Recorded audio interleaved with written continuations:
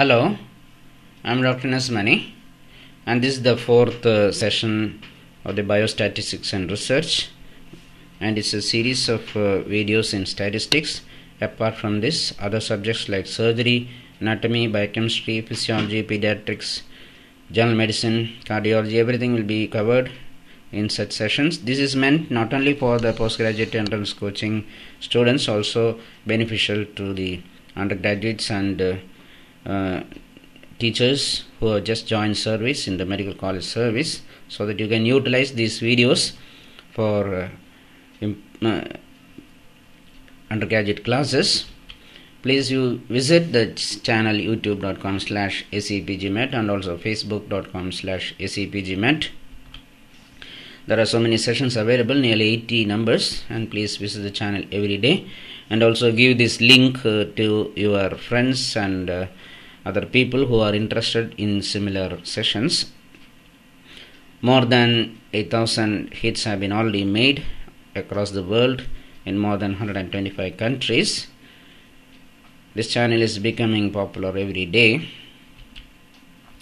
So we already covered 3 videos in the statistics session. Today I am going to cover the hypothesis testing. Hypothesis testing is of paramount importance in medical research because it permits the researcher to make generalizations about a population based upon probabilities obtained from sample studies. So you study a small number of people, and then you are going to generalize it on a bigger population. And this is to test a hypothesis. The commonest example which is told is smoking can cause lung cancer. So many other hypotheses are there. Initially, this hypothesis testing was found to be used as a scientific tool. I don't know the name of the person, of a woman who was good in tea tasting. The details can be found in Wikipedia. The aim of the researcher is to demonstrate that the observed finding obtained from a study were statistically significant. Hypothesis testing confirms or refutes the assertion that the observed finding did not occur by chance alone, but by a true association between the dependent and independent variable. So many superstitious beliefs are based on just anecdotal experience. Probably in the olden days they did not know the significance of medical statistics, but in the last 50 to 75 years so much of advance has been made in medical statistics, and now it is a true specialized high level branch. For example, a researcher studied a relationship between smoking and development of lung cancer, about which I just told. The lung cancer is present or absent, and smoking is present or absent in the history. So smoking is present and people had cancer is A. Smoking was there but no lung cancer in B. No smoking but lung cancer is seen is C. And no smoking and low lung cancer in D. These are the number of people who are involved. A, B, C, D indicate the number of people. The null hypothesis or H0. In this study, null hypothesis state that there is no relation between smoking and cancer. So if there is an observed difference, it is only by chance. The hypothesis that the researcher wants to test in the study is that smoking causes increased cancer. So when you want to prove something, the null hypothesis should be the negative part, or if you want to prove a negative point, the null hypothesis has to be a positive statement. So then only we can refute or prove. I think you understood. For example, in the initial story I told, people told that the woman can differentiate between good tea and bad tea by just tasting, not by looking at the leaf but by tasting it. And she was blindfolded and she was asked to differentiate. Conventionally, the merchants were using their inspection finding to find out which leaf is good and which tea leaf is bad. Probably the tea taster's job came after that. alternate hypothesis is HA. Alternate hypothesis HA suggests that there is a relation between the smoking and cancer, and this difference is not because of the chance. If the findings of the study are statistically significant and the null hypothesis has not been shown to be true, then you can reject the null hypothesis and accept your hypothesis.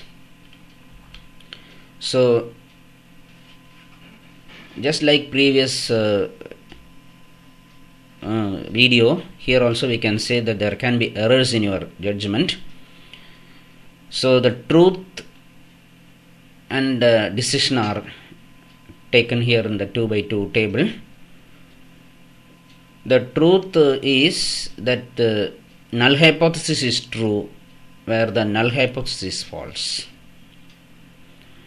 Then decision is to accept the null hypothesis or reject the null hypothesis. Just like we said, the disease is present, test is positive. Instead here we are taking null hypothesis is accepted or rejected, null hypothesis is true or false. Only if you prove that the null hypothesis is true or false, you can accept or reject your alternate hypothesis. Just like we said, the disease is present or disease is absent. So here the columns are the null hypothesis true, accept the null hypothesis, that's a correct statement.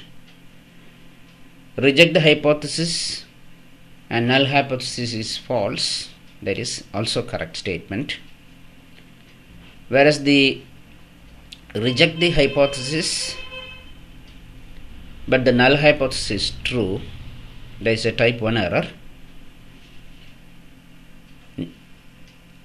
Null hypothesis is false but accept the hypothesis is type 2 error. So if it is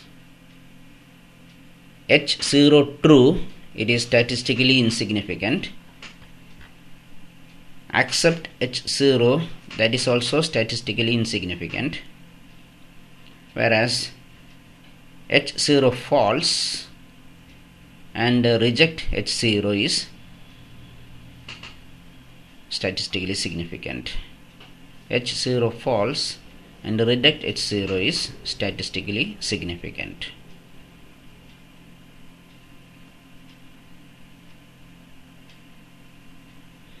Type 1 error or alpha error. Type 1 error or alpha error. If the null hypothesis is true in reality and the observed finding of a study is statistically insignificant, it is a correct decision to accept the null hypothesis. On the other hand, if the H0 is true, observed finding of a study is statistically significant, the decision to reject the H0 is incorrect and the error has been made. This is called type 1 or alpha error. Therefore, a type 1 error is rejecting the null hypothesis, but actually when it is true. Type 2 or beta error, if in reality the H0 is false and the observed finding of a study is statistically significant, it is a correct decision to reject the null hypothesis. On the other hand, if the H0 is false and the observed finding of a study is statistically insignificant, decision to accept the H0 is incorrect and the error has been made. It is called type 2 error or beta error. Therefore, a type 2 error is accepting the null hypothesis but it is false when it is false. Power of a test is 1 minus beta. Power of a test, or the probability that a test detects difference that actually exists, can be determined by using the formula 1 minus beta. 80% is usually accepted. Level of significance or p-value. The level of significance in a study is the probability p that represents the lowest significance level at which the null hypothesis can be rejected. Most researchers use p-value less than 0.05 or less than 5% to reject null hypothesis, which is fairly arbitrary but universally accepted. Conversely, when the probability exceeds 0.05, p more than 0.05, the null hypothesis accepted, alternate hypothesis rejected.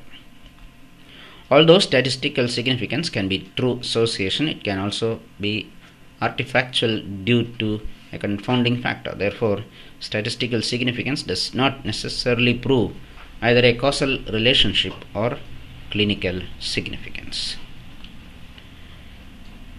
An example is given. In a medical journal report, the observed mortality of smokers and non-smokers for laryngeal squamous cell carcinoma was reported to be significant at p value less than 0.05. Such statement means that the investigator is rejecting the null hypothesis even though result could have occurred purely by chance, a maximum of 5 times out of 100. Or there is a difference between the mortality rate of smokers and non-smokers 5% at the time.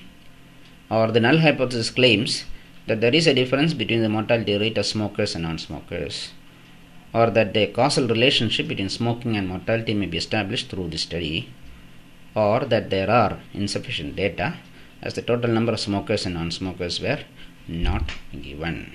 What is the meaning of the previous statement in the question? The answer is A. That is, the investigator is rejecting the null hypothesis even though results could have occurred purely by maximum chance of a maximum of 5 times out of 100.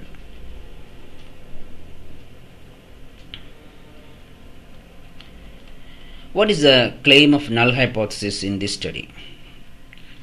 The null hypothesis claims that there is a difference between the mortality rate of smokers and non-smokers, or that there is no difference between mortality rate of smokers and non-smokers, or that there is a difference between mortality rate of smokers and non-smokers 5% of the time, or that there is no difference between the mortality rate of smokers and non-smokers 5% of the time, or that there is no difference between the mortality rate of smokers and non-smokers 95% of the time.